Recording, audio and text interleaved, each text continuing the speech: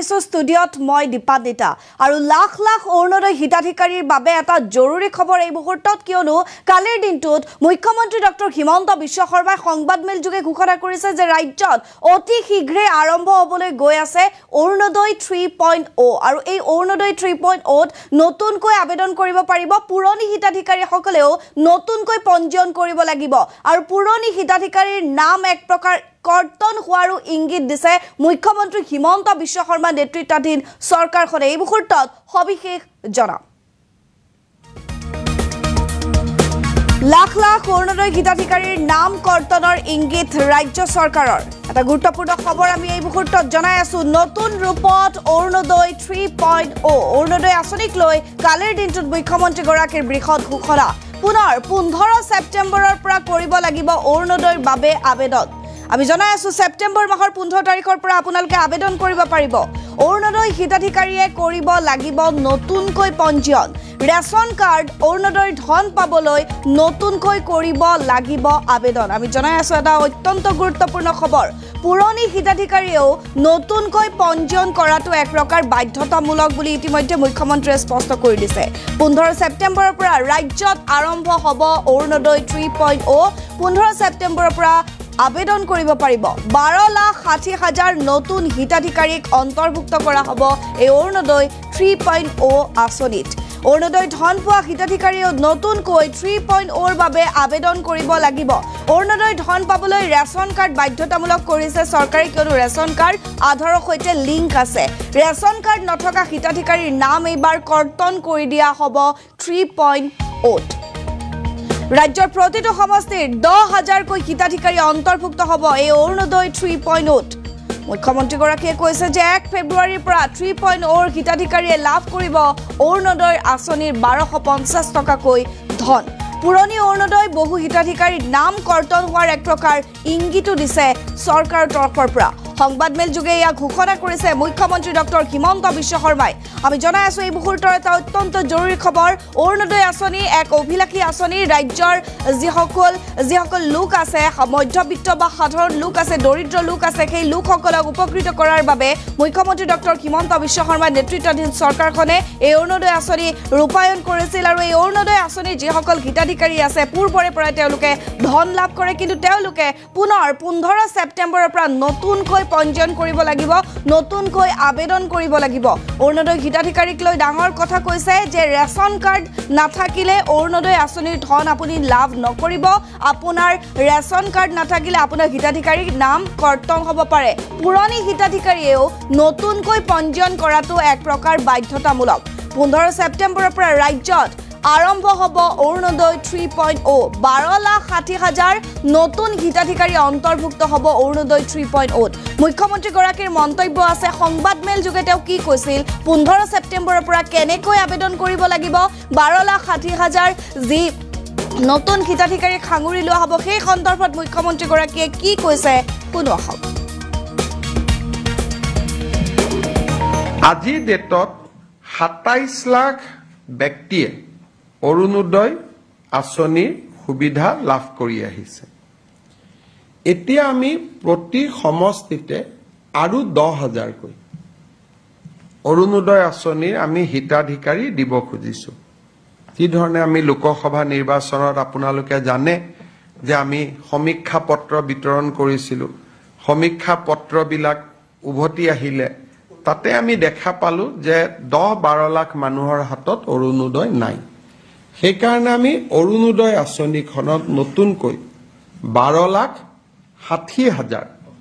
নতুন হিতাধিকাৰীক আমি অন্তৰ্ভুক্ত কৰিবলৈ সিদ্ধান্ত লৈছো ই অৰুণোদয় 3 নামেৰে জনাজাত হ'ব অৰুণোদয় 2ৰ বেনিফিচিয়াৰী সকলেও 3ৰ বাবে নতুনকৈ আবেদন কৰিব লাগিব আৰু 3ত নতুনকৈ আবেদনকাৰী অন্তৰ্ভুক্ত হ'ব এই অৰুণোদয় 3ৰ প্ৰক্ৰিয়াটো 15 ছেপ্টেম্বৰৰ পৰা আৰম্ভ হ'ব আৰু আমি 1 ফেব্ৰুৱাৰীত নতুন হিতাধিকাৰীসকলক আমি অৰুণোদয় আঁচনি দিয়া আৰম্ভ কৰিম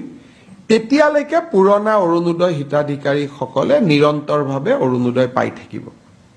কিন্তু যেতিয়া 1 ফেব্ৰুৱাৰীত আমি নতুন অৰুণোদয় দিব যাম পুৰণা বেনিফিচিয়াৰী দুই এজন হয়তো তেওঁলোকৰ কোনোবাৰ ঘৰত চাকৰি পালে, কোনোবাৰ ঘৰত গাড়ী কিনিলে, বিভিন্ন কাৰণত তেওঁলোকে নাপাব। কিন্তু এইবাৰ অৰুণোদয় এটা আমাৰ কণ্ডিশ্যন হ'ল যে ৰেচন কাৰ্ড থকা মানুহে অৰুণোদয় পাব। ৰেচন কাৰ্ড নাথাকিলে অৰুণোদয় নাপায়। ৰেচন কাৰ্ড থাকিলে অৰুণোদয়টো কিয় পাব? ৰেচন কাৰ্ডবোৰ আধাৰ লিংক, গতিকে অট'মেটিক অৰুণোদয়টো তেতিয়া আধাৰ লিংক হৈ যাব। নহ'লে মই যোৱাবাৰ আপোনালোকক কৈছোঁ যে বহুত সময়ত কিছু অৰুণোদয় বেনিফিচিয়াৰীত কিছুমান মানুহৰ নাম সোমাইছে যাক বিচাৰি পাব দিগদাৰী হয় পিছত।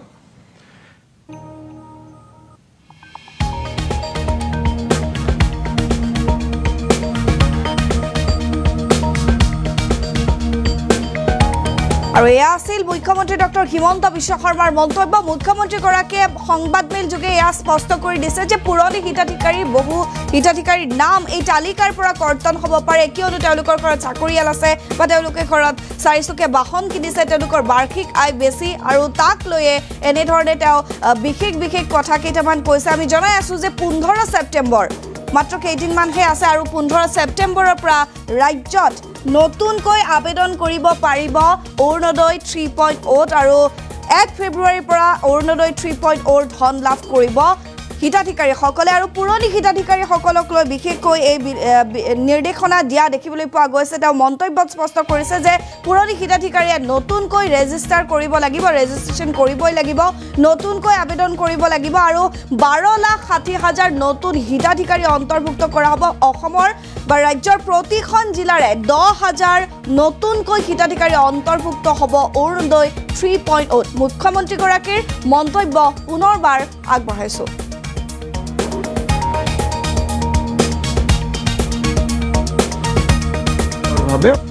আজিৰ ডেটত 27 লাখ ব্যক্তিয়ে অৰুণোদয় আঁচনিৰ সুবিধা লাভ কৰি আহিছে। এতিয়া আমি প্ৰতি সমষ্টিতে আৰু 10,000কৈ অৰুণোদয় আঁচনিৰ আমি হিতাধিকাৰী দিব খুজিছোঁ। যিধৰণে আমি লোকসভা নিৰ্বাচনত আপোনালোকে জানে যে আমি সমীক্ষা পত্ৰ বিতৰণ কৰিছিলোঁ। সমীক্ষা পত্ৰবিলাক উভতি আহিলে তাতে আমি দেখা পালোঁ যে 10-12 লাখ মানুহৰ হাতত অৰুণোদয় নাই। সেইকাৰণে আমি অৰুণোদয় আঁচনিখনত নতুনকৈ 12,60,000 নতুন হিতাধিকাৰীক আমি অন্তৰ্ভুক্ত কৰিবলৈ সিদ্ধান্ত লৈছোঁ। ই অৰুণোদয় 3 নামেৰে জনাজাত হ'ব। অৰুণোদয় 2ৰ বেনিফিচিয়াৰীসকলেও 3ৰ বাবে নতুনকৈ আবেদন কৰিব লাগিব, আৰু 3ত নতুনকৈও আবেদনকাৰী অন্তৰ্ভুক্ত হ'ব। এই অৰুণোদয় 3ৰ প্ৰক্ৰিয়াটো 15 ছেপ্টেম্বৰৰ পৰা আৰম্ভ হ'ব, আৰু আমি 1 ফেব্ৰুৱাৰীত নতুন হিতাধিকাৰীসকলক আমি অৰুণোদয় আঁচনি দিয়া আৰম্ভ কৰিম। তেতিয়ালৈকে পুৰণা অৰুণোদয় হিতাধিকাৰীসকলে নিৰন্তৰভাৱে অৰুণোদয় পাই থাকিব। কিন্তু যেতিয়া 1 ফেব্ৰুৱাৰীত আমি নতুন অৰুণোদয় দিব যাম, পুৰণা বেনিফিচিয়াৰী দুই এজন হয়তো তেওঁলোকৰ কোনোবাৰ ঘৰত চাকৰি পালে, কোনোবাৰ ঘৰত গাড়ী কিনিলে, বিভিন্ন কাৰণত তেওঁলোকে নাপাব। কিন্তু এইবাৰ অৰুণোদয় এটা আমাৰ কণ্ডিশ্যন হ'ল যে ৰেচন কাৰ্ড থকা মানুহে অৰুণোদয় পাব। ৰেচন কাৰ্ড নাথাকিলে অৰুণোদয় নাপায়। ৰেচন কাৰ্ড থাকিলে অৰুণোদয়টো কিয় পাব? ৰেচন কাৰ্ডবোৰ আধাৰ লিংক, গতিকে অট'মেটিক অৰুণোদয়টো তেতিয়া আধাৰ লিংক হৈ যাব। নহ'লে মই যোৱাবাৰ আপোনালোকক কৈছোঁ যে বহুত সময়ত কিছু অৰুণোদয় বেনিফিচিয়াৰীত কিছুমান মানুহৰ নাম সোমাইছে যাক বিচাৰি পাব দিগদাৰী হয় পিছত। আজিৰ ডেটত 27 লাখ